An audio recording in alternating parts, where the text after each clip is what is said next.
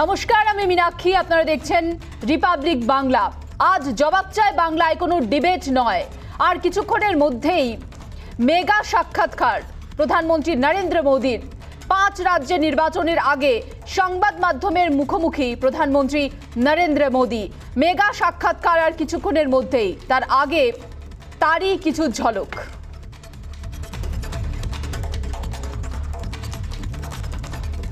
तो हमने सुना ये मिठाई क्यों बांट रहे, तो सब हार गए।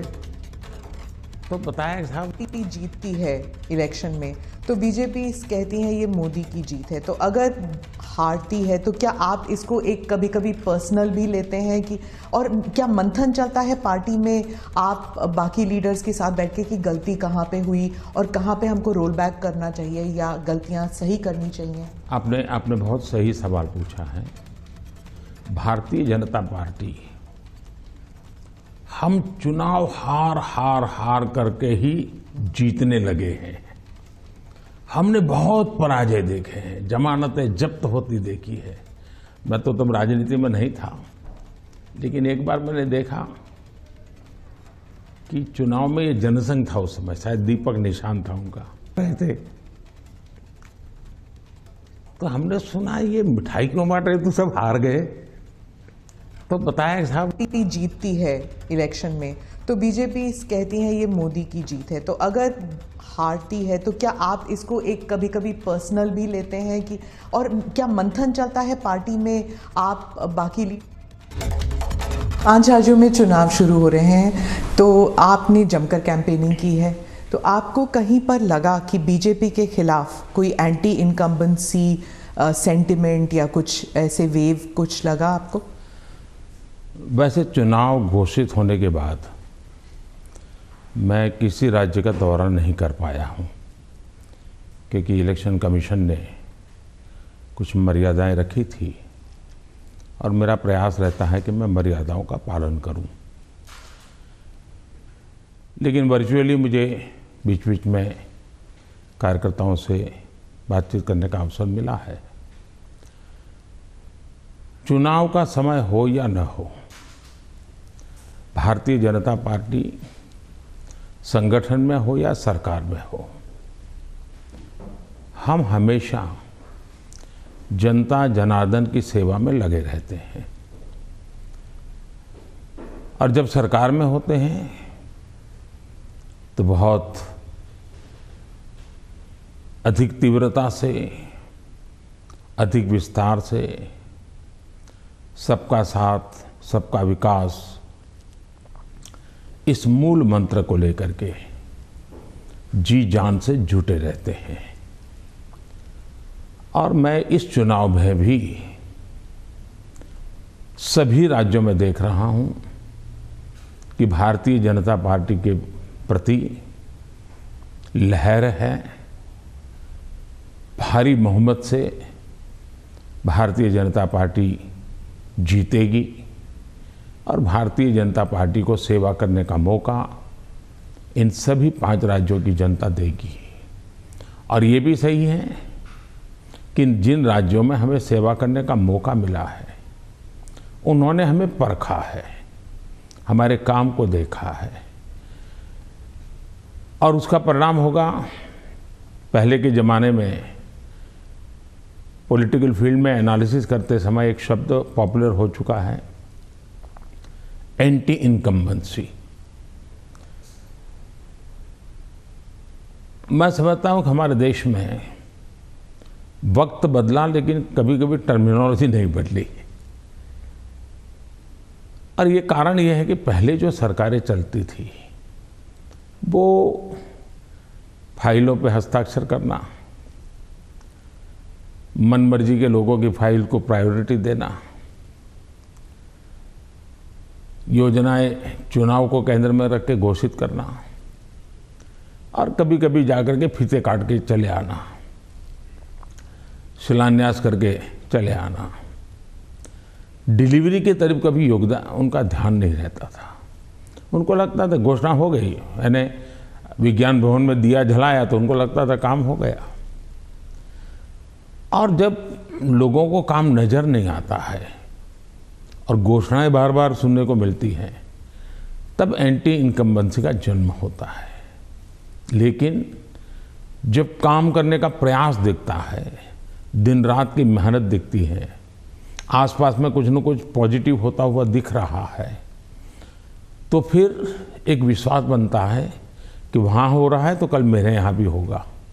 गरीब को घर उसको मिल गया तो कल मुझे भी गरीब हूँ, मेरा घर इस बार लाइन नंबर नहीं लगा लेकिन कल मुझे मिलेगा। ये विश्वास पैदा होता है और इसके कारण भारतीय जनता पार्टी के कल्चर में जहाँ भी हमें स्थिरता के साथ काम करने का मौका मिला है, वहाँ एंटी इनकम्बेंसी नहीं, प्रो इनकम्बेंसी का माहौल होता है। और भारतीय जनता पार्टी हमेशा प्रो इनकम्बेंसी को लेकर के चुनाव में अधिक ताकत से उभर करके आती है। पर उत्तर प्रदेश में एक खासियत रही कि एक ही पार्टी को दोबारा चांस नहीं देते हैं, मौका नहीं मिलता है। लेकिन आपको लगता है कि इस बार जो है, क्योंकि 3 चुनावों में उन्होंने बीजेपी को वोट दिया है, 2014 में, 17 में, 20 में आपको वोट दिया, तो आपको क्या लगता है कि आपने ही बहुत अच्छे ढंग से इस बात को कह दिया है कि 2014 में हमें वोट मिला, फिर 2017 में मिला, 19 में, हाँ, फिर 2019 में मिला, यानी 3 बार मिला। मतलब जो पुरानी थियरी है, एक बार आओ एक बार जाओ वाला, उत्तर प्रदेश ने पहले ही नकार दिया है। जब पहले ही नकार दिया है तो अब क्यों आगे बढ़ाएगा। भारतीय जनता पार्टी ने अनुभव किया है कि हमें 14 में स्वीकार किया, फिर काम देखा 17 में स्वीकार किया, काम देखा 19 में स्वीकार किया, काम देखा 22 में स्वीकार करेंगे। जी, सभी तस्वीरों में जो पोस्टर्स छपती हैं उनमें मोदी जी की तस्वीर होती है और योगी जी की। जहां पर चीफ मिनिस्टर कैंडिडेट है वहां पर चीफ मिनिस्टर कैंडिडेट का होता है, नहीं तो मोदी जी की तस्वीर होती है हर जगह। तो अगर क्या हम ये मान के चल सकते हैं कि जो राज्य के चुनाव होते हैं एक किस्म से एक रेफरेंडम है सेंटर की पॉलिसीज को भी, सिर्फ स्टेट की नहीं, सिर्फ सेंटर की भी पॉलिसीज? आप देखिए, भारतीय जनता पार्टी एक कलेक्टिव लीडरशिप में विश्वास करती है, सामूहिकता में विश्वास करती है और हम स्तर पर सामूहिक रूप से काम करने के आदी हैं। वो तस्वीर प्रधानमंत्री की नहीं है, वो भारतीय जनता पार्टी के कार्यकर्ता की तस्वीर है जिसको नरेंद्र मोदी कहते हैं। और कार्यकर्ताओं के साथ मेरा खड़ा रहना मेरे लिए गर्व का विषय होता है। अगर मेरे साथी कार्यकर्ताओं के बीच में मेरी भी फोटो होती है तो मैं भी उन कार्यकर्ताओं जैसा लगता हूँ। मुझे लगता है हाँ, मैं भी इन्हीं के बराबर हूँ, मैं किसी से ऊपर नहीं हूँ, किसी से आगे नहीं हूँ। तो मेरे लिए तो उस फोटो का मतलब इतना ही होता है। और देश की जनता भी ऐसे, ये जो फैशन हो गई है कि हर चुनाव या ना फलाने का, हर चुनाव ढीकने का, मैं समझता हूँ ये चुनाव हमारे कार्य का है, हमारे आचार विचार का है, हमारी नीतियों का है और सबसे ज़्यादा हमारी नीयत का है। और मैं मानता हूँ देश उसको समर्थन कर रहा है। तो अगर पार्टी जीतती है इलेक्शन में तो बीजेपी कहती है ये मोदी की जीत है, तो अगर हारती है तो क्या आप इसको एक कभी कभी पर्सनल भी लेते हैं कि, और क्या मंथन चलता है पार्टी में आप बाकी लीडर्स के साथ बैठ के कि गलती कहाँ पे हुई और कहाँ पे हमको रोल बैक करना चाहिए या गलतियाँ सही करनी चाहिए? आपने बहुत सही सवाल पूछा है।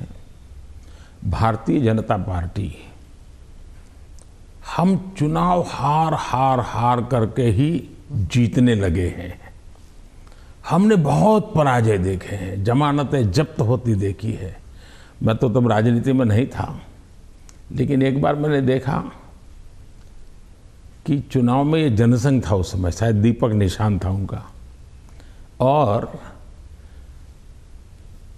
कहीं मिठाई बांट रहे थे। तो हमने सुना ये मिठाई क्यों बांट रहे, तो सब हार गए।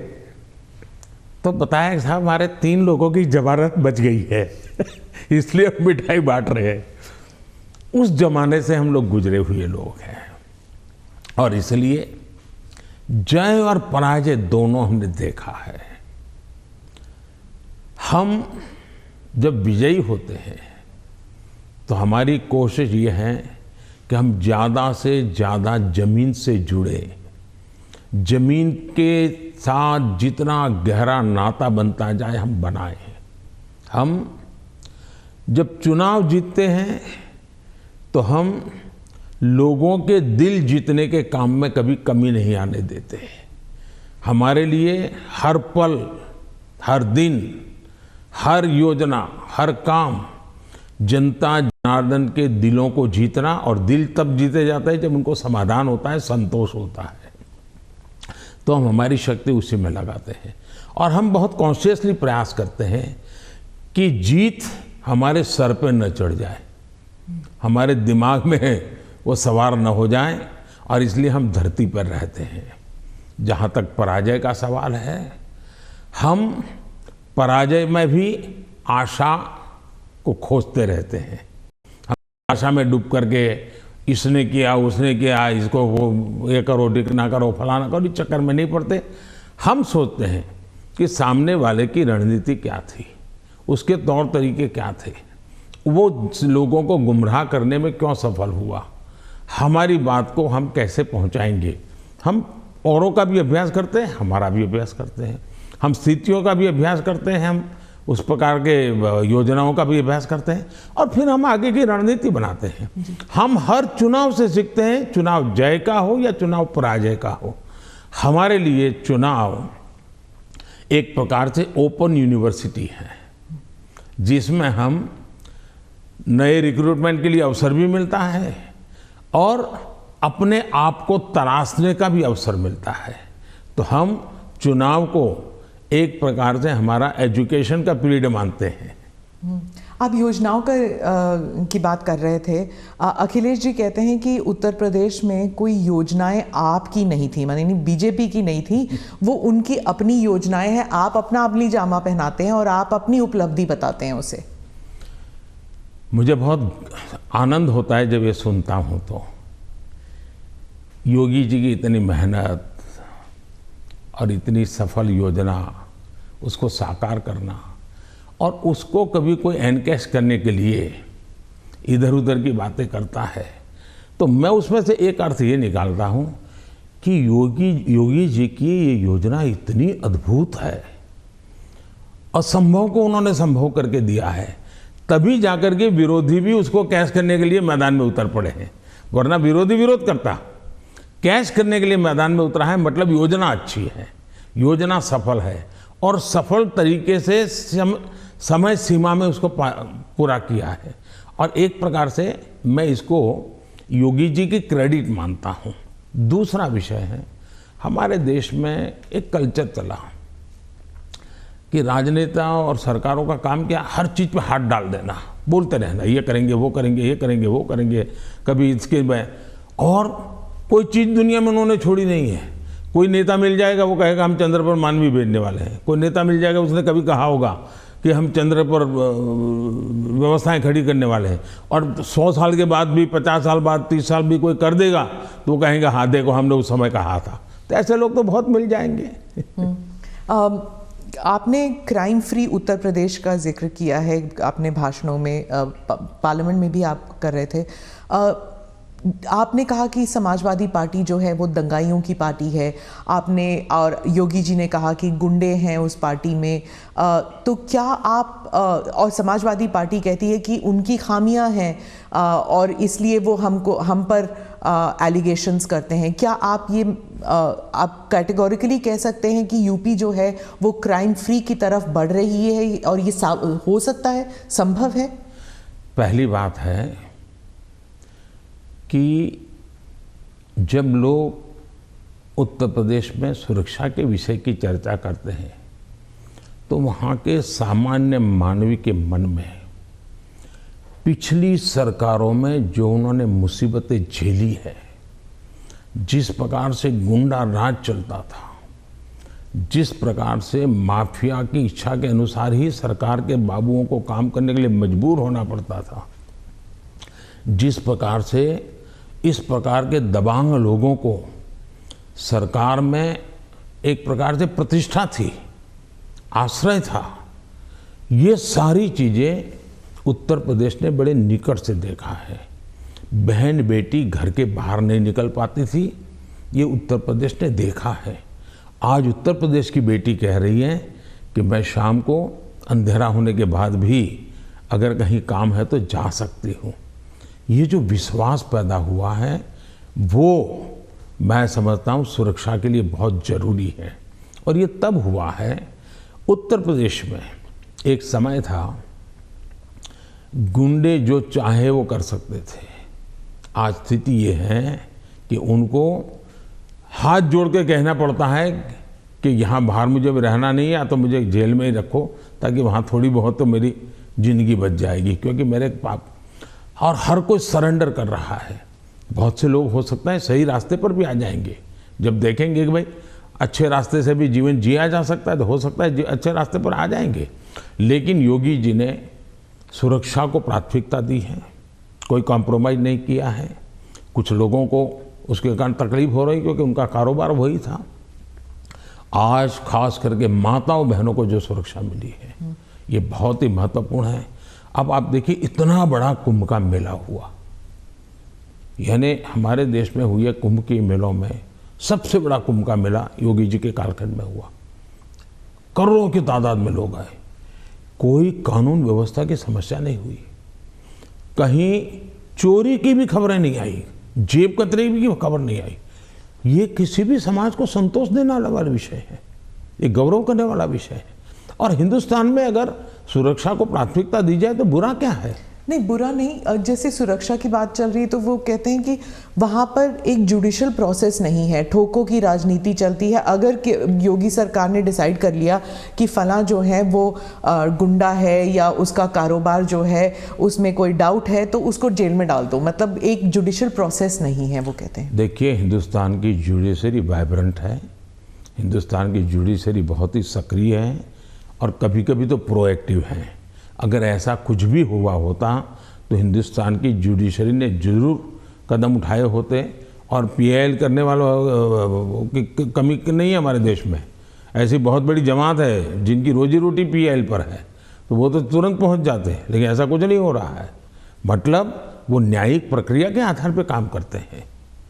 पर जैसे लखीमपुर खेरी का इंसिडेंट हुआ था और वो टेनी अभी भी जो हैं वो he still an important person BJP के लिए, तो ऐसे कई इंसिडेंट्स हैं उसको लेकर जो वहाँ पर जो समाजवादी पार्टी है it has been successful in saying कि अगर कोई बीजेपी के साथ है तो वह वाइट वॉश हो जाते हैं उनके सारे क्राइम्स। मैं यही तो कह रहा हूँ कि सुप्रीम कोर्ट जो कमेटी बनाना चाहती थी राज्य सरकार ने सहमति दी।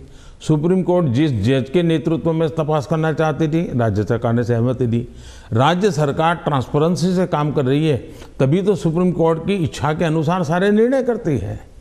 आप डबल इंजन सरकार के बारे में काफ़ी बारी कह चुके हैं अपने स्पीचेस में। डबल इंजन सरकार से आप विश्वास जगाना चाहते हैं इलेक्टोरेट में कि विकास जल्दी हो जाएगा अगर दोनों तरफ, मतलब सेंटर में भी और स्टेट में भी बीजेपी की सरकार रहेगी। लेकिन कुछ लोग समझते हैं कि इससे एक धमकी की तरफ देखते हैं कि अगर डबल इंजन सरकार नहीं है तो विकास में गतिरोध आ सकता है, वह विकास मतलब गाड़ी आगे नहीं चलेगी अगर ये डबल इंजन सरकार नहीं होगी तो। देखिए, परिवार में भी माँ बाप हमेशा सभी भाइयों बहनों को कहते हैं कि देखो भाई, हम सब मिलकर के इस दिशा में जाएं तो सब अच्छा होगा, और सब उसी दिशा में प्रयास करते हैं, कोई एक दूसरे के विपरीत नहीं करता है। इतना बड़ा देश है, अगर हम एक दूसरे से विपरीत करेंगे तो हमारे संसाधनों नष्ट हो जाएंगे, हमारे देश की भलाई करने की गति रुक जाएगी।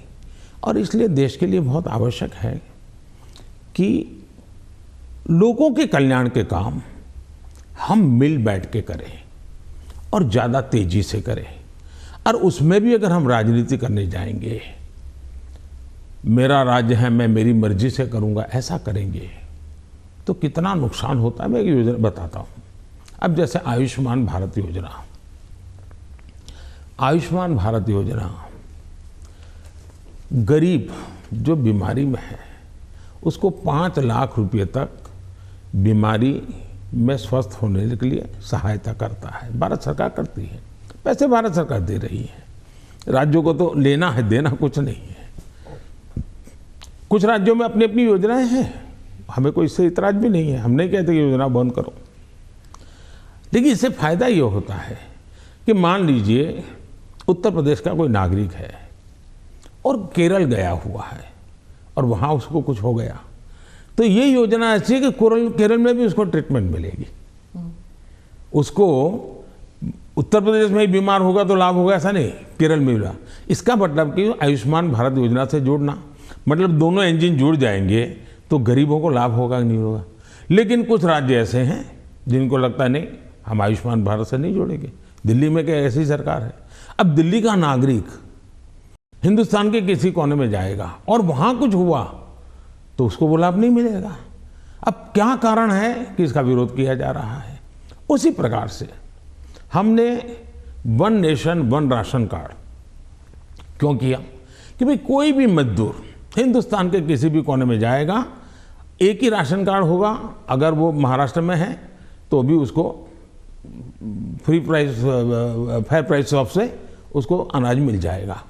अब दो राज्य ऐसे निकले जिनको सुप्रीम कोर्ट को डंडा मारना पड़ा, कहना पड़ा कि भाई one nation one ration card गलत क्या है, तुम लागू करो। अब इसलिए हम कहते हैं कि डबल इंजन की सरकार होती है तो गरीबों को सबसे ज़्यादा लाभ होता है। अब जैसे जीएसटी कानून आया, पहले हमारे देश में हर जगह पर टैक्सेशन की सिस्टम इतनी अलग अलग थी कि विदेश के निवेशक जो होते थे उनको बहुत दिक्कत होती थी। भाई हमें एक राज्य में अगर कारखाना लगाते हैं तो हमें वहाँ इस प्रकार का प्रॉब्लम होता है, दूसरे में लगाते हैं तो दूसरा होता है। अब जीएसटी होने के कारण उनको भी सहूलत हो गई। तो हम जो ये कह रहे हैं कि भाई डबल इंजन की सरकार, हम ऐसी व्यवस्थाएं करें, अपनी विविधता को बनाए रखना है, भारत की विविधता ही उसकी ताकत है, लेकिन व्यवस्थाओं को भी बनाए रखना है। और इसलिए हम कहते हैं कि जब डबल इंजन लगता है तो ताकत बहुत बढ़ जाती है, हमारी शक्ति वेस्ट नहीं होती है। हमें इसका उपयोग सिर्फ और सिर्फ देश का कल्याण, गरीबों का कल्याण, देश के युवाओं का भला, इतना ही हमारा अर्थ है।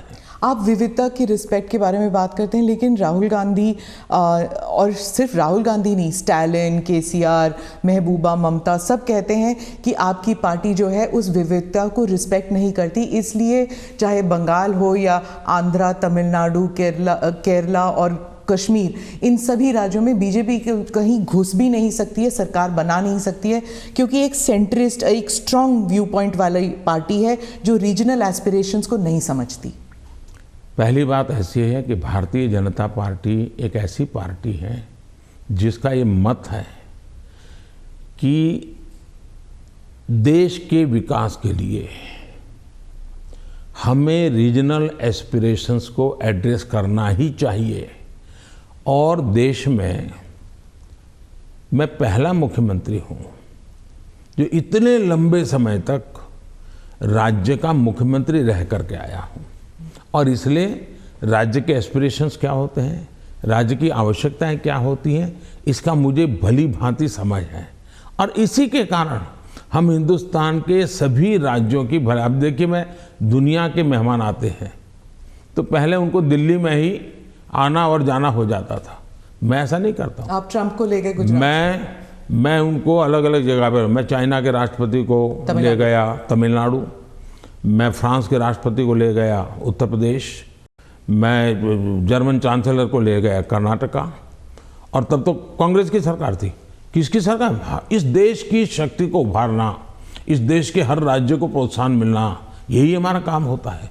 अब यूएन में जाकर मैं तमिल भाषा में कोट करता हूँ तो दुनिया को गर्व होता है कि भारत के पास दुनिया की सबसे पुरानी भाषा है, पहले कोई बोलता ही नहीं था। और इसलिए तो मैं हर एक को साथ लेकर के चलने का प्रयास करता हूँ, और मैं मानता हूँ वही रास्ता है। हम विविधता में एकता के दर्शन करते हैं, लेकिन आज दुर्भाग्य से कुछ नेता अपने निजी स्वार्थ के लिए विविधता को एक दूसरे के साथ विरोध के लिए सीड्स के रूप में उपयोग कर रहे हैं। ये बहुत बड़ा दुर्भाग्य है। हमें विविधता में से एकता को पनपाना है। तो आप कह रहे हैं इससे अलगाववाद बढ़ेगा? पिछले 50 साल का अनुभव यही है, उन्होंने यही किया है, हर चीज पे देश को बांटो, राज करो, और उसी में से अलगाव पैदा होता है। लेकिन भारत का चरित्र ये नहीं है, भारत के नागरिकों का चरित्र ये नहीं है। आप इसको एक do you see it as a threat कि अगर इसे अभी नहीं रोका जाएगा तो सेपरेटिस्ट एलिमेंट्स आ जाते हैं कि जैसे अगर कश्मीर का अलग बात है, नॉर्थ ईस्ट की बात अलग है, लेकिन अगर आप द्रविड़ मूवमेंट को देख लेंगे या कहीं और राज्य में देख लेंगे, अगर रीजनल एस्पिरेशंस को बढ़ाया जाता है तो क्या एक यूनिटी फैक्टर में कोई देखिए हमने दरार पड़ सकता है? मैं बताता हूँ काम करने का तरीका कैसे होता है। हमारा ये मत है सामाजिक न्याय। भारत जैसे देश में इतनी विविधता भरा समाज व्यवस्था और अगर सामाजिक न्याय के सिद्धांत में हम थोड़ा सा भी ऊंचे नीचे करेंगे तो हमारे देश को बहुत नुकसान होगा। इसलिए समाज का छोटे से छोटे तबके के व्यक्ति को भी विकास में पूरा सहयोग मिलना चाहिए और विकास के लिए अवसर मिलना चाहिए। जैसे समाज के अंदर सामाजिक न्याय की आवश्यकता है, वैसे ही राष्ट्र में भी कोई एक इलाका बहुत आगे बढ़ जाए और कोई इलाका पीछे रह जाए तो कभी भी देश का भला नहीं होगा। हमारे यहाँ सर्वांगीण विकास होना चाहिए, सर्वसमावेशक विकास होना चाहिए, सर्वस्पर्शी विकास होना चाहिए, सर्वहित में विकास होना चाहिए। और इसलिए हम एक विषय लेकर के आए जिसमें भी मैं देख रहा हूं कि सभी राज्य हमारे साथ मिलकर के कंधे से कंधा मिलाकर के काम कर रहे हैं। एक राज्य नहीं कर रहा है, ये दुर्भाग्य है, बाकी सब राज्य कर रहे हैं। क्या है, हमने देखा कि हिंदुस्तान में 100 से थोड़े ज़्यादा कुछ जिले ऐसे हैं कि जो राज्य की एवरेज से भी बहुत पीछे हैं। हर प्रकार से वहाँ का धन तो सब राज्य जिलों को समान मिलता है, तो ऐसा क्यों होता है? गवर्नेंस के प्रॉब्लम, योजनाओं का अमलीकरण नहीं। हमने ऐसे जिलों को एस्पिरेशनल जिलों के रूप में आइडेंटिफाई किया और राज्य सरकारों की सहमति से किया। करीब 110-115 जिले हैं और उस पर हमने स्पेशल फोकस किया। मैं खुद जिलों से बात करता हूँ, उन जिलों में कल्याणकारी योजनाएं ज़्यादा से ज़्यादा पहुँचे। मैं राज्य सरकारों को प्रार्थना करता हूँ कि वहाँ यंग अफसरों को लगाइए, IAS अफसरों को, प्रमोटेड अफसरों को या रिटायर्ड एज वाले लोगों को वहाँ मत भेजिए, यंग लोगों को लगाइए। और मैंने देखा कि सभी राज्यों ने मेरी इस बात को माना, यंग अफसरों को लगा। दूसरा मैंने कहा बार बार ट्रांसफर मत कीजिए, उनको वहाँ रहने दीजिए 3 साल, उनको कहिए कि तुम काम करो, बाद में तुम्हें अच्छा पोस्टिंग देंगे। सभी राज्यों ने मेरी मदद की और आज ये जो एस्पिरेशनल डिस्ट्रिक्ट है वो राज्यों की एवरेज से भी कुछ तो आगे निकल रहे हैं, कई पैरामीटर में आगे निकल रहे हैं। अब देश का भला हो रहा है। तो मेरा फेडरलिज्म में छोटे से छोटी इकाई का भी भला हो। अब जैसे ऑप्टिकल फाइबर नेटवर्क हिंदुस्तान के हर गांव में जाना चाहिए। हम लगे हैं, पैसे लगा रहे हैं, पूरी ताकत लगा रहे हैं। क्यों? हमें तो पूरे देश को ऊपर लाना है। यही तो रीजनल एस्पिरेशंस को एड्रेस करने का हमारा तरीका है।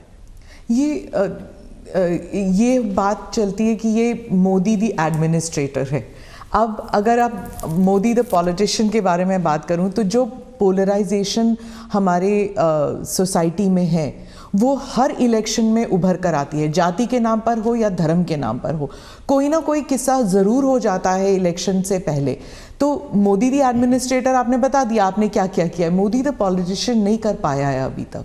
पहली बात है कि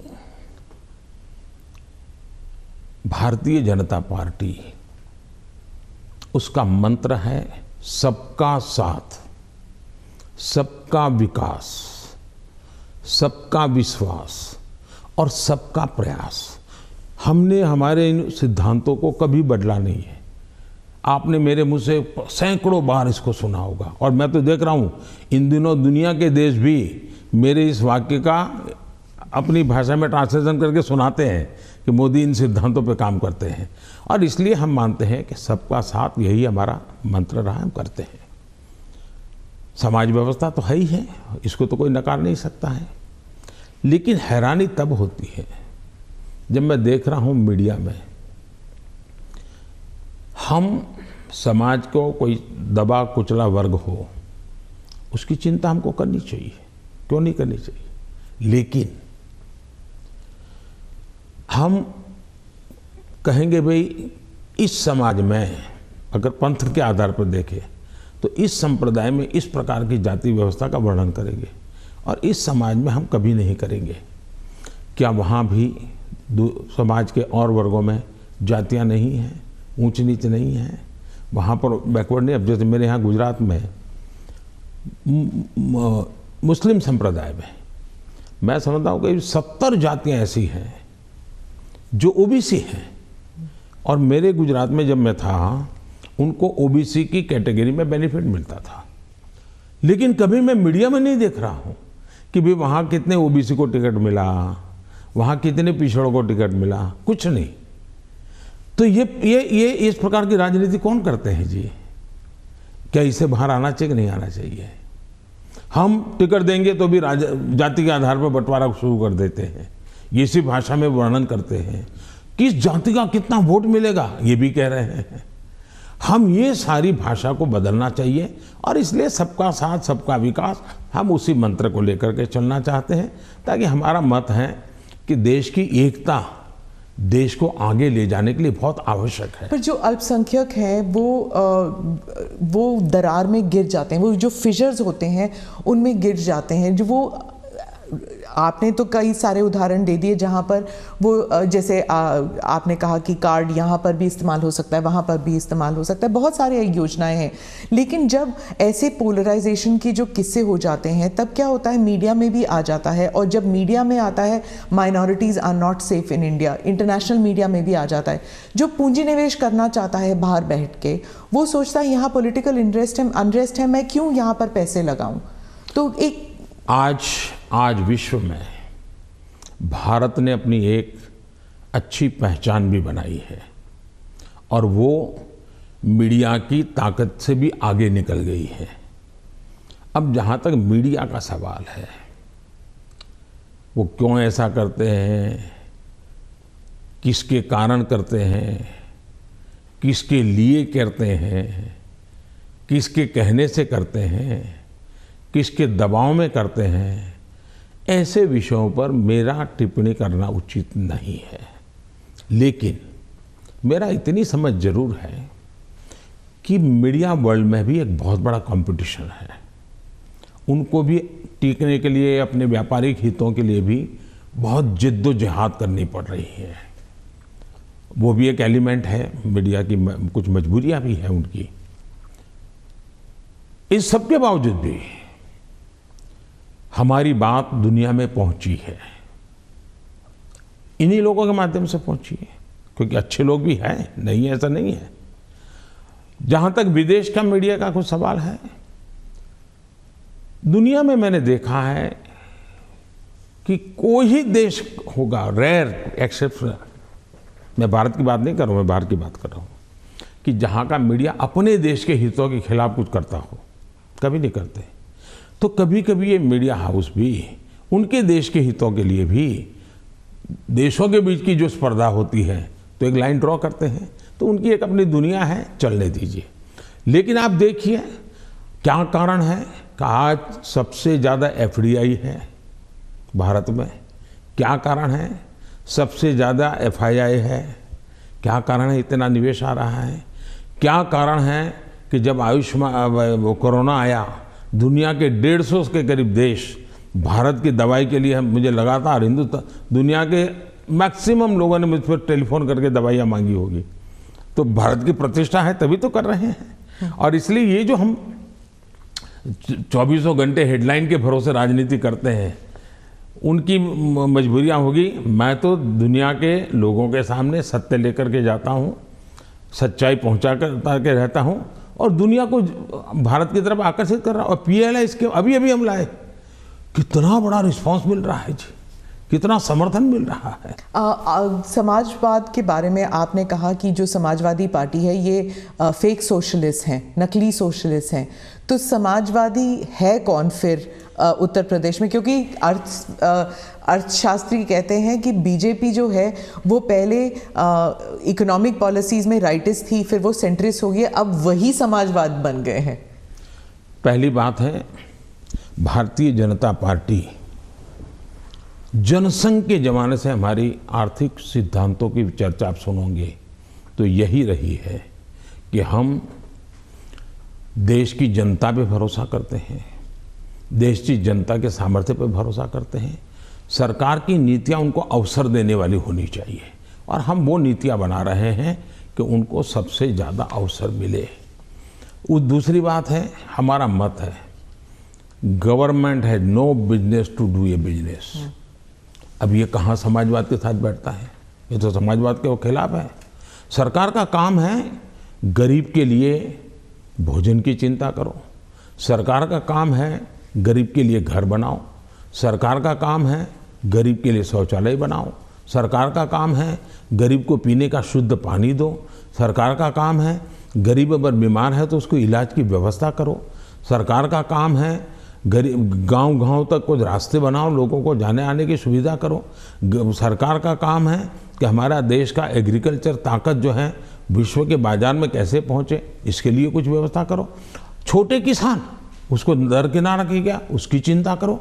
और मेरी प्राथमिकता यही है, मुझे लोगों को घर देना है, मुझे गरीबों को शौचालय देना है, मुझे गरीबों को धुएं से मुक्त करना है, मुझे गरीबों को घर में शुद्ध पीने का पानी पहुंचाना है, मुझे गरीब के बच्चों को पढ़ाना है। अगर कोई इसको समाजवाद कहता है तो मुझे ये समाजवाद मंजूर है, तो वो क्योंकि मैं समाज के लिए हूँ। लेकिन मैं जो चर्चा करता हूँ नकली समाजवाद, वो ये है, ये पूरी तरह परिवारवाद है। लोहिया जी का परिवार कहीं नजर आता है क्या? वो भी तो समाजवादी थे। जॉर्ज फर्नांडिस का परिवार नजर आता है क्या? वो भी समाजवाद थे। नीतीश बाबू हमारे साथ काम कर रहे हैं, वो भी तो समाजवादी हैं। परिवार कहीं नजर आता है क्या? ये समाजवादी लोग हैं। लेकिन ये लोग देखिए पूरा परिवार, मुझे एक बार किसी ने चिट्ठी भेजी थी, मैं तो भूल गया आज। उन्होंने कहा कि इनके परिवार से, ये सपा जो है उत्तर प्रदेश का, 45 लोग ऐसे थे जो किसी न किसी पद पर थे। एक ही फैमिली के 45 लोग। और किसी और ने मुझे कहा कि उनके पूरे परिवार में 25 साल की उम्र के करीब करीब सभी व्यक्ति को चुनाव लड़ने का मौका दिया गया है। क्या ये परिवारवाद का लोकतंत्र के लिए खतरा है? इसलिए मैं कह रहा हूं। तो अखिलेश और जयंत दोनों कहते हैं कि परिवारवाद सिर्फ उनकी पार्टी में नहीं, आपकी पार्टी में भी है। राहुल गांधी भी कहते हैं कि परिवारवाद से जुड़े मतलब सेकंड जनरेशन लीडर्स तो आपकी पार्टी में भी हैं। बहुत फर्क है। ये फर्क, अच्छा सवाल पूछा आपने, मैं थोड़ा विस्तार से जवाब दूंगा, बुरा मत मानिए। लेकिन देश की जनता को मैं झूठ के सामने सत्य समझाना चाहता हूं। एक परिवार से अनेक लोग जनता के बीच में जाएं, एक परिवार से 2 लोग जाएं, 3 लोग जाएं और जनता उनको चुनाव करके भेजे, वो एक राजनीति का पहलू है। लेकिन दूसरा, एक परिवार के लोग ही उस पार्टी के अध्यक्ष बने, उस पार्टी के ट्रेजरर बने, उस पार्टी का पार्लियामेंट्री बोर्ड बने। पिताजी अगर नहीं कर सकते हैं तो बेटा अध्यक्ष बने, बेटा नहीं कर सकता है और बूढ़ा हो गया है तो उसका बेटा अध्यक्ष करे, पिता नहीं रहे तो पुत्र करे। ये जो विरासत और वारसा बारिश के रूप में चल रहा है, डायनेस्टी के रूप में चल रहा है, कोई डायनेमिक्स है ही नहीं, ओनली डायनेस्टी। ये जब बनता है, पार्टी परिवार की बन जाती है। और आप देखिए हिंदुस्तान की बर्बादी कहाँ से हो रही है। जम्मू कश्मीर से शुरू करिए, 2 पार्टियां मेन रही वहाँ, दोनों परिवार की पार्टियां हैं। अभी तक उसका कोई नया नेता देखा ही नहीं। आज देश में जो 18 से 40 साल की उम्र के लोग हैं, उन्होंने इन पार्टियों के जितने नेता देखे, एक ही परिवार के देखे हैं। दोनों पार्टी, पंजाब में देखिए परिवार वाली पार्टी, आप हरियाणा में देखिए परिवार की पार्टी, उत्तर प्रदेश देखिए परिवार की पार्टी, झारखंड देखिए परिवार की पार्टी, आप तमिलनाडु में जाइए परिवार की पार्टी। ये परिवार ही पार्टी चलाता है। परिवार जो चाहे उनका भला। ये लोकतंत्र के लिए बहुत से बड़ा खतरा है। एक पार्टी के 2 लोग अगर एमएलए बन गए, एमपी बन गए, तो वो पार्टी परिवार की नहीं बनी है। और ये दोनों को फर्क समझना होगा। कोई ऐसा कह करके इतने बड़े पाप से भाग जाए ये नहीं चल सकता है। और मेरा मत है, परिवारवादी पार्टियां लोकतंत्र का सबसे बड़ा दुश्मन है, क्योंकि लोकतंत्र के मूलभूत सिद्धांतों को ही वो नकारता है। दूसरा, जब परिवारवादी राजनीति चलती है, परिवार ही सर्वोपरि होता है। परिवार को बचाओ, पार्टी बचे या न बचे, परिवार को बचाओ, देश बचे या न बचे, ये जब होता है तब सबसे पहले कैजुअलिटी कौन सी होती है? परिवारवादी राजनीति में कैजुअलिटी कौन सी होती है? बेटा जैसा भी होगा लेकिन वही अगला अध्यक्ष बनेगा। तब सबसे बड़ी कैजुअलिटी टैलेंट की होती है। और सार्वजनिक जीवन में जितनी ज़्यादा अधिक टैलेंट आए बहुत जरूरी है। इसलिए राजनीतिक दलों का लोकतांत्रिकरण ये बहुत आवश्यक है। परिवारवादी पार्टियां नए अच्छे नौजवानों को राजनीति से आने से रोकते हैं। मान लीजिए कोई नौजवान है जिसको भारतीय जनता पार्टी में नहीं जाना है, लेकिन बाकी कहीं पर उसको जगह ही नहीं है, कहाँ जाएगा? क्योंकि बाकी में तो है भाई, उसके परिवार का मैं नहीं हूँ तो थोड़े दिन तो मेरा उपयोग होगा, बाद में मुझे फेंक देंगे। मैं उनके काम आऊँगा तब तो चलूँगा, लेकिन मैं राज्य की भलाई के लिए काम करूँगा तो मैं नहीं चलूँगा। सब नौजवान डर रहे हैं सार्वजनिक जीवन में आने से। भारतीय जनता पार्टी को आ रहे हैं तो लोगों को लगता है कि भारतीय जनता पार्टी क्यों बढ़ रही है, क्योंकि लोकतांत्रिक तरीके से चल रही है। तो आप जब परिवार के बारे में बात करते हैं, स्पेशली पॉलिटिकल पार्टीज के जो पॉलिटिकल फैमिलीज हैं, तो कांग्रेस कह रही है जान के आपने जवाहरलाल नेहरू के स्पीचेस के बारे में, दोनों सदनों में जो आपने स्पीच दिए, राज्यसभा में, लोकसभा में, वहाँ पर आपने नेहरू जी के स्पीचेस पर बहुत तवज्जो दी और यही दिखाने के लिए कि नेहरू जी ने भी ऐसे काम किए हैं जिसके लिए आप उन्हें क्रिटिसाइज कर रहे थे। तो राहुल गांधी ने देर रात को मीडिया से बात करते हुए कहा कि I don't need a certificate from Modi ji about my great grandfather. तो अब ये फिर अब पूरा परिवार के ऊपर बन गया है कंट्रोवर्सी। हालांकि आपने जो एग्जाम्पल्स दिए थे वो परिवार के ऊपर नहीं था। पहली बात है, मैंने किसी के पिताजी के कुछ नहीं कहा है, मैंने किसी के दादाजी के लिए कुछ नहीं कहा है, नहीं मैंने किसी नाना जी के लिए कहा है, नहीं मैंने किसी की माता जी के लिए कुछ कहा है। मैंने देश के प्रधानमंत्री ने क्या कहा वो कहा है। और सरकार एक कंटिन्यूटी होती है, और इसलिए एक प्रधानमंत्री के ये विचार थे तब क्या स्थिति थी, आज के प्रधानमंत्री के ये विचार है क्या स्थिति है, और देश का ये हक बनता है। अब दूसरा, बार बार हमें कहा जाता है आप नेहरू जी का नाम लेते नहीं, आप नेहरू जी का नाम, अब हम लेते हैं तो भी मुश्किल हो रहा है। मुझे समझ नहीं आ रहा है कि इतना डर किस बात का है। प्रधानमंत्री जी, 2014 से आप कांग्रेस मुक्त भारत की बात करते हैं। अब वो 60 से कम सीटें हैं कांग्रेस पार्टी की, और उत्तर प्रदेश में तो नंबर 4 पर हैं। तो आप इतना वक्त क्यों लगा रहे थे अपने स्पीच में कांग्रेस के ऊपर? पहली बात है कि देश की जो आज हालत है उसमें सबसे जिम्मेवार कोई मुख्य धारा है तो कांग्रेस की धारा है।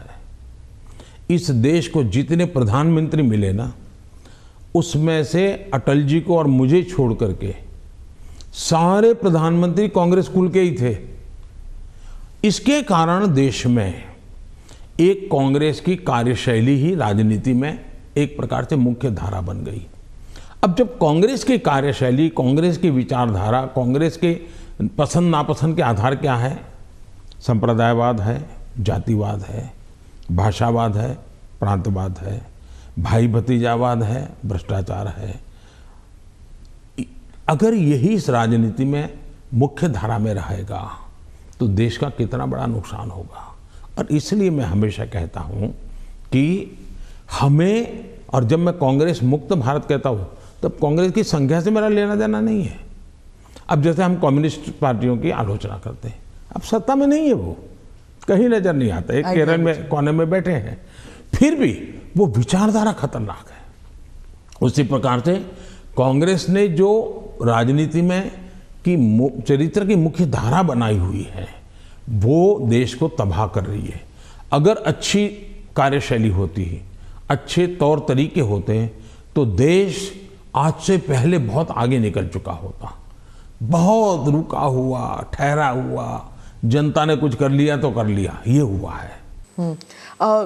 उत्तर प्रदेश पे ही वापस आती हूँ, वहाँ पर जो ऑप्टिक्स की बात कर रही हूँ, जो पहले चरण में जो चुनाव होने वाले हैं, ऑप्टिक्स में ऐसे लग रहा है जैसे दो युवा नेता हैं, अखिलेश और जयंत, और दूसरी तरफ बहुत ही पावरफुल योगी जी और मोदी जी, जो सरकारी मशीनरी का दुरुपयोग कर रही है, कह रहे हैं, और उनके साथ है ईडी, उनके साथ है जुडिशरी, उनके साथ है मीडिया। तो एक अनइवन प्लेइंग ग्राउंड है। आप क्या कहेंगे इस बारे में? पहली बात है कि ये दो लड़कों वाला खेल तो हमने पहले भी देखा था, और इतना अहंकार था कि उन्होंने गुजरात के दो गधे ये शब्द प्रयोग किया था, और उत्तर प्रदेश की जनता ने उनको हिसाब दिखा दिया।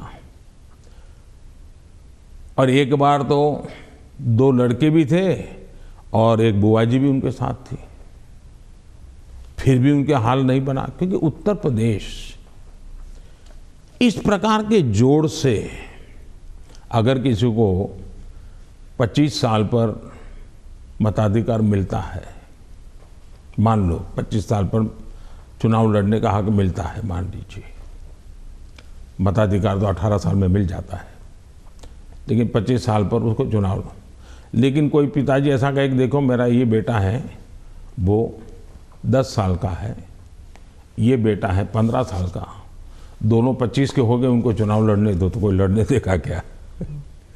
तो इस प्रकार की मेलजोल से चलता है क्या? नहीं, पर जो उनका आरोप है कि लेवल प्लेइंग फील्ड नहीं है, क्योंकि बीजेपी सरकारी मशीनरी और इदारों का इस्तेमाल करती है, ईडी का, और टैक्स रेड्स होते हैं कैंडिडेट्स पर, उनके रिश्तेदारों पर। आप क्या कहेंगे? हिंदुस्तान में भ्रष्टाचार ये दिमक की तरह देश को परेशान कर रहा है कि नहीं कर रहा है? ऐसे लोगों के खिलाफ हर जनता ने हर बार आवाज़ उठाई कि नहीं उठाई है? अगर मैं कुछ न करूं तो जनता मुझे माफ़ करेगी क्या? जहां से भी सरकार को जानकारी मिलेगी, सरकार ने कदम उठाना चाहिए कि नहीं उठाना चाहिए? और कदम उठाने के बाद अगर देश के खजाने में अरबों खरबों रुपये आ रहे हैं तो मेरी तारीफ होनी चाहिए। अच्छा, चुनाव के समय हिंदुस्तान में हर बार चुनाव चलता रहता है भाई, तो सरकार काम करना बंद कर दे क्या? चुनाव आप एक बार तय कर लीजिए भाई, 5 साल में एक बार ही चुनाव होगा, सब मिलकर के चुनाव लड़ेंगे, सभी राज्यों के साथ होंगे, केंद्र का साथ में होगा, सारा खर्चा भी बच जाएगा, तो फिर कभी ईडी भी नहीं दिखाई देगा, सीबीआई भी नहीं दिखाई देगा। अब क्या करे? वो तो सरकारी दफ्तर है, वो अपने अपने तरीके से काम करते हैं, वो स्वतंत्र तरीके से काम करते हैं। चुनाव बीच में आ जाता है, करेंगे क्या? वो तो अपने टाइम टेबल से चलते रहते हैं, जहाँ से उनको जानकारी मिलती है करते हैं, सरकार का उसमें कोई रोल भी नहीं होता है। ये पहला चुनाव है किसान कानून वापस लेने के बाद चुनाव। जब आपने देश के नाम संदेश किया तो उस टाइम आपने कहा कि ये चुनाव से संबंधित डिसीजन नहीं था, आपने पूरे उस प्रक्रिया के बारे में बताया, लेकिन आपके समर्थक भी कह रहे थे that there was so much of personal capital. प्रधानमंत्री जी शायद कन्विंस नहीं कर पाए किसानों को कि ये देश हित में है, किसानों के हित में है, और उसकी वजह से आपके समर्थन भी जो हैं वो डिसअपॉइंट हो गए थे। तो क्या आप इसको एक व्यक्तिगत रूप में आप इसको एक हार मानते हैं? देखिए, मैं किसानों के दिल जीतने के लिए निकला हुआ इंसान हूँ। मैं छोटे किसानों का दर्द समझता हूँ और मैंने हमेशा उनके दिल जीतने का प्रयास किया है, और हिंदुस्तान भर के किसानों का मैंने दिल जीता भी है, मेरा साथ दिया है, समर्थन किया है। लेकिन मैंने कहा था, उस दिन भी कहा था टीवी में, कि मैंने किसानों की भलाई के लिए कदम उठाए, लेकिन आज देश के हित में मैं वापस कर रहा हूं। मैं समझता हूं इसको अधिक विस्तार मुझे करने की जरूरत नहीं है। बाद के घटनाक्रमों से पता चलेगा कि क्यों जरूरत पड़ी थी। तो क्या आप एक डायलॉग करने के लिए फिर से तैयार हैं, किसानों को कन्विंस करने के लिए? इस देश के लोकतंत्र का ये सबसे पहला कर्तव्य बनता है, लोकतंत्र में जनप्रतिनिधि का और सरकार का, कि जनता के साथ संवाद करते ही रहना चाहिए, और हम लगातार करते हैं। हम कभी भी संवाद टूटना जिसके पक्ष में है ही नहीं। हर किसी को, मुझे भी सुनना चाहिए, मेरी सरकार को भी सुनना चाहिए और बातचीत करना ही चाहिए। बातचीत हमेशा होनी चाहिए और इश्यू पर चर्चा ना हो ऐसा नहीं है। जैसे हम बजट के पहले बजट कैसा बने हद से के पूछते, किसानों से पूछते हैं कि बजट कैसा बनना चाहिए, उनके विचार लेते हैं। ये हम तो मानते हैं कि सब कुछ ज्ञान बाबुओं के पास है और नेताओं के पास है, ऐसा हम नहीं मानते हैं। हमारे देश के पास, हर नागरिक के पास अनुभव है, हर नागरिक के पास ज्ञान का भंडार है। हम तो सबसे संवाद करना चाहते हैं, सबसे सीखना चाहते हैं, सबके सुझावों के आधार पर हम चलना चाहते हैं। कोविड के टाइम फर्स्ट वेव और सेकंड वेव, उसके बारे में आपने अपने स्पीच में भी जिक्र किया कि उसे आपने कहा कि जो कोविड के अगेंस्ट जो हमारी लड़ाई थी वो वी वर विक्टोरियस, मतलब भारत जो है वो विक्टोरियस उभर के आया। लेकिन आपने ये भी कहा कि महाराष्ट्र की सरकार और दिल्ली की सरकार जो है वो नकारात्मक कार्य कर रही थी। लेकिन अरविंद केजरीवाल, राहुल गांधी और शिवसेना ने, तीनों ने कहा कि नहीं, ये गलत है। कोविड की लड़ाई में जो नाकामयाबी सरकार की थी, सेंट्रल गवर्नमेंट की थी, वो हम पे लादा जा रहा है।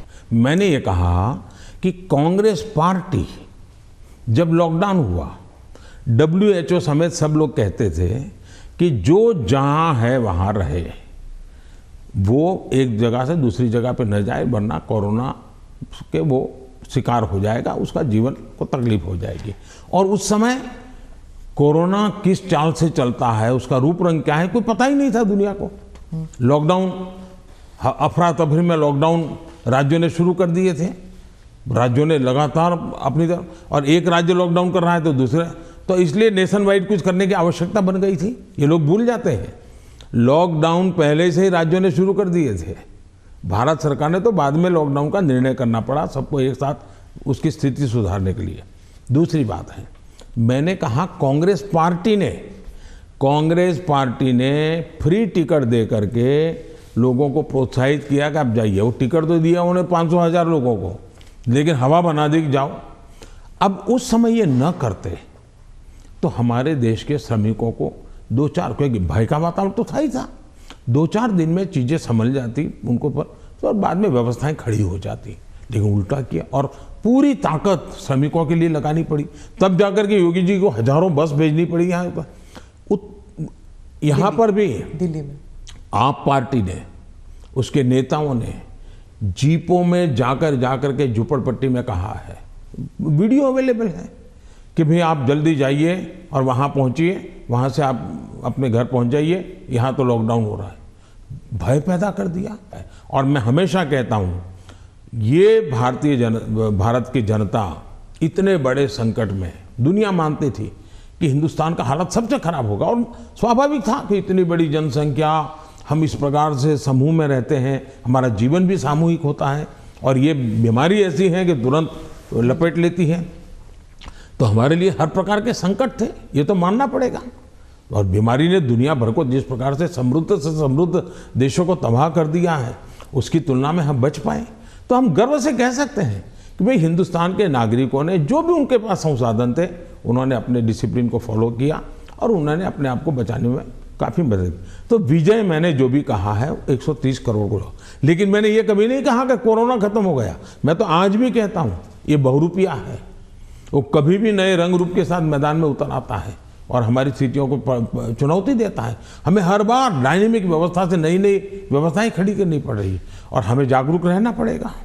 प्रधानमंत्री जी, चुनाव 5 राज्यों में है। अब पंजाब की बात करती हूँ, तो आपको क्या लगता है कि बीजेपी ने जो अपना एलाई खोया है पंजाब में, उसकी वजह से मतलब तीसरी पार्टी आ रही है शायद पंजाब में पहली बार, पर बीजेपी कभी अपना रूट्स बना नहीं सकी उस राज्य में।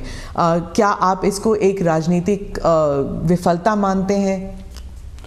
मैं समझता हूँ कि मेरी पार्टी के जो वरिष्ठ नेताओं ने उस समय जो नीतियाँ बनाई, जो रणनीतियाँ बनाई, वो उस समय के लिए बहुत अनिवार्य थी, और उसके कारण पंजाब की एकता, पंजाब के अंदर फिर से एक बार शांति का माहौल बने, पंजाब खून खराबे से बाहर निकले। और मैं मानता हूँ कि भारतीय जनता पार्टी ने अपने राजनीतिक स्वार्थ के बजाय पंजाब का हित सुप्रीम माना और उसने राजनीतिक जो भी कॉम्प्रोमाइज़ करने की आवश्यकता थी किया। वो बहुत ज़रूरी था इसलिए किया। हम पंजाब को खून खराबे से बाहर निकालना चाहते थे, हम पंजाब को शांति देना चाहते थे और उसके लिए अगर बीजेपी का नुकसान होता है तो होने देंगे, ये हमने होने दिया।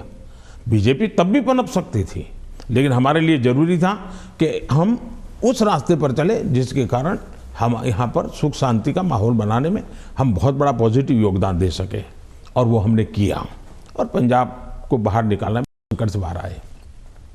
जहाँ तक राजनीति का सवाल है, आज भारतीय जनता पार्टी सबसे अधिक विश्वसनीय पार्टी के रूप में पंजाब में उभरी है।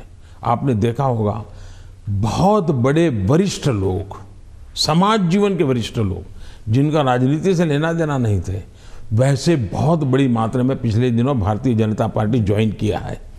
फिर जो राजनीति के बहुत बड़े महारथी हैं, ऐसे लोगों ने भी अपने पुराने दल छोड़ करके भारतीय जनता पार्टी टिकट दे या न दे, लेकिन भारतीय जनता पार्टी पंजाब के स्थिरता के लिए, पंजाब के विकास के लिए, पंजाब की शांति के लिए बहुत ज़रूरी है और इसलिए पंजाब में भारतीय जनता पार्टी का शासन बनना चाहिए। आज पंजाब से आवाज़ उठी है और इसलिए है हम आगे बढ़े हैं।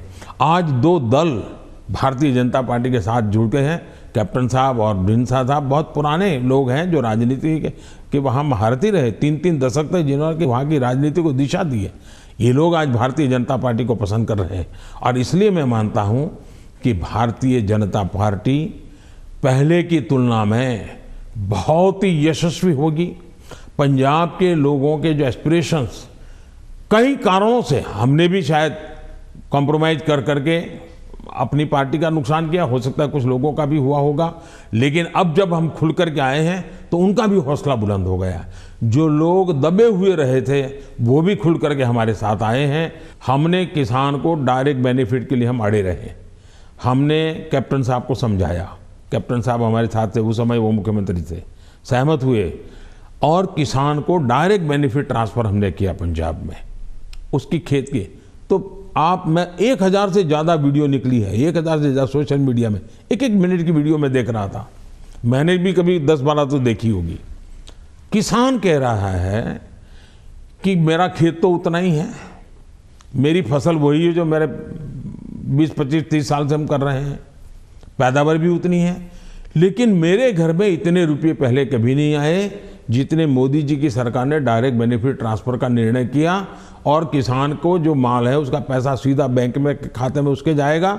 तो सारे बिचौलिए गए, कट जो होता था वो गया और मुझे मेरा पूरा पैसा मिला। ये छोटा किसान आज भारतीय जनता पार्टी का जय जयकार कर रहा है।